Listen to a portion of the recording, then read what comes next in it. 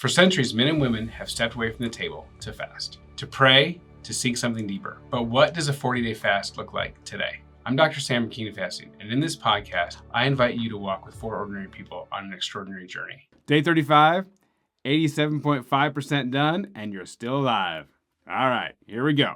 Day 35, verse today is actually from 2 Chronicles 7:12 and 14 and 15. This is right after Solomon dedicates the temple, and the Lord appeared to Solomon at night and said to him, I have heard your prayer, and I have chosen this place for myself as a house of sacrifice. If my people who are called by my name will humble themselves and pray and seek my face and turn from their wicked ways, then I will hear from heaven and I'll forgive their sin and heal their land. Now my eyes will be open and my ears attentive to prayer made in this place. So Solomon dedicates the temple. How do they humble themselves? Well, humbling in most instances in the Bible refers to fasting. So if they fast and pray, they'll seek his face. And he creates this temple, a physical a building for them to do that. But we're now a temple into ourselves, or the Holy Spirit, right? Where the Holy Spirit lives.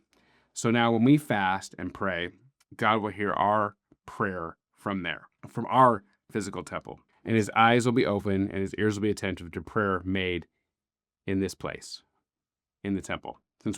Since we are a temple, then now his eyes and ears will be attentive to the prayers that we make in our temple when we fast and pray.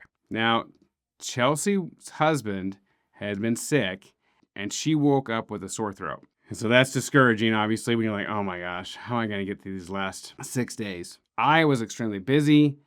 It was a frustrating day at work, and I started to get some heartburn for the first time. So I think my body was just starting to get ready because it knew I was going to eat, or I've been kind of preparing to eat, because you have to prepare, you have to break your fast with real food. I was looking for things to do, and I wanted to do something good.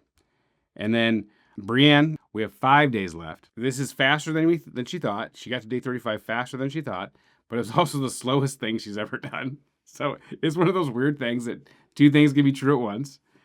But we worked all day in the yard, and she had, God was truly her strength and encouragement that day. We were both dealing with either physically or emotional stress that day and worried about our health. So this research they did on fasting and the immune system. When fasting gets tough, the tough immune cells get going or die.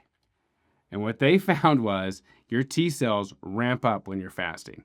And these T cells specifically actually attack, not only does it boost your immunity, but they specifically attack cancer cells.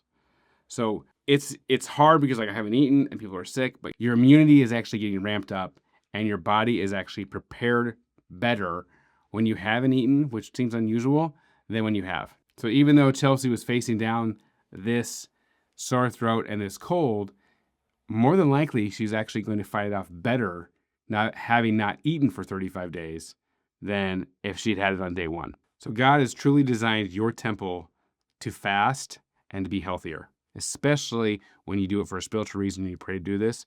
He is there to protect you and help your body get through it. And today's fasting fuel is spicy pickle juice. If you like heat, that little zing and spice and that pickle juice, vinegar actually drops your insulin, so it actually helps it's a fasting fuel.